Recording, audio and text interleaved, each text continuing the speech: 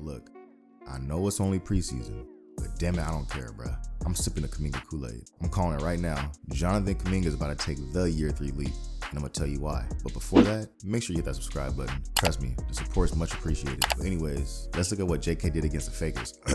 My bad, I meant the Lakers. Kuminga finished the game with 24 points, 8 rebounds, 4 assists, 8 for 14 from the field, 4 for 8 from 3, 4 for 5 from the free throw line, and 23 minutes played. He also had 5 turnovers, and he was a +4 for the game. Not too bad of a stat line for game 1 of the preseason. He looked decisive and played with more confidence. The players and coaches have been raving about how much work Kuminga's put in this summer. It's good to see all that hard work come to fruition. Going into year 3, when you start adding experience to his God-given talent, more and more you start to see what he's capable of as a difference maker for this team. But anyways, let's get to the Lakers game tape.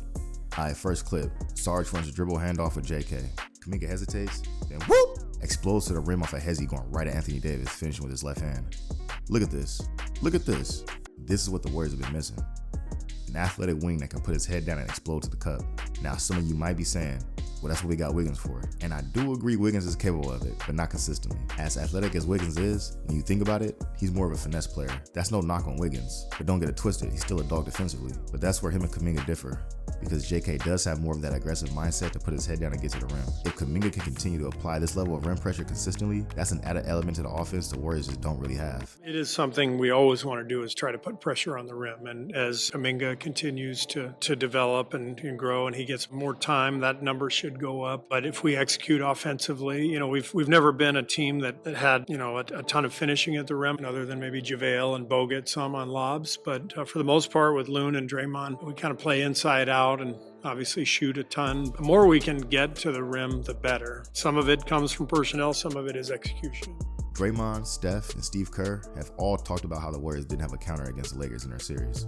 Well, having a big athletic two-way wing that can consistently get to the rim and either finish with authority or draw contact would have been a nice counter when the Warriors' threes weren't falling. Alright, next clip. Moses and Draymond come up with a steal. They kick it to Kendrick Davis ahead of the play, who threw up a trash-ass oop that Kuminga had to reach back to grab. But thanks to JK's athleticism, dexterity, and hand-eye coordination, he was able to adjust midair and slam down a monster dunk. Between Jonathan Kuminga, Andrew Wiggins, Trace Jackson Davis, and GP2, although not 7-footers, the Warriors have plenty of lob threats. Alright, next clip. Kuminga waits for the TJD screen and drives left before hitting the step back. Money. Some of you may not know this, but Kuminga is actually really effective from the mid-range.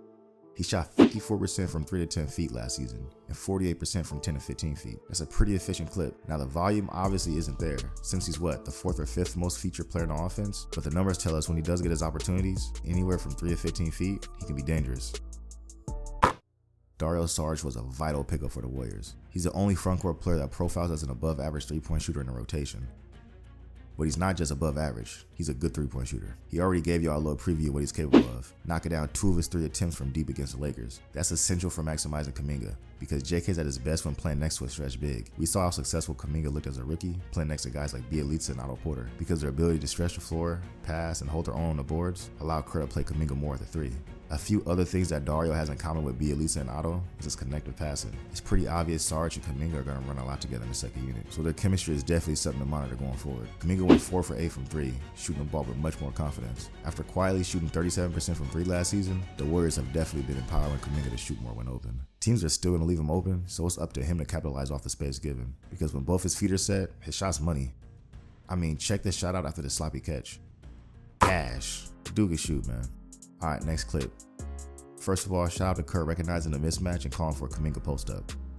Look at that. He's too little. Dog food down low. Yo, Torian Prince better get his weight up. Dude's a 7-year vet getting bullied by a kid barely old enough to drink legally. That's tough.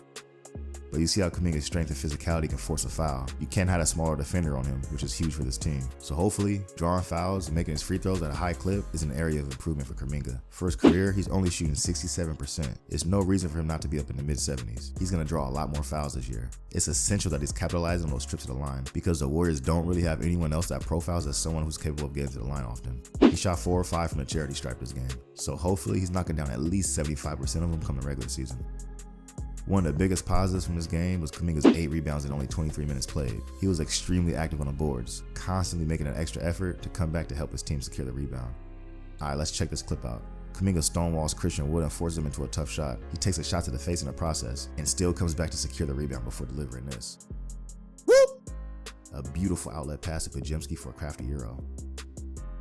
It's obvious rebounding was a huge point of emphasis this summer for JK. Kuminga has the size, length, and athleticism to become a consistent presence on the boards. If he continues to apply the same level of effort and physicality on the boards like he did against the Lakers, there's no reason he can't average 5 or 6 rebounds a game.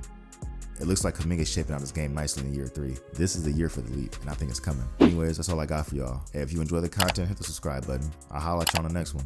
Peace.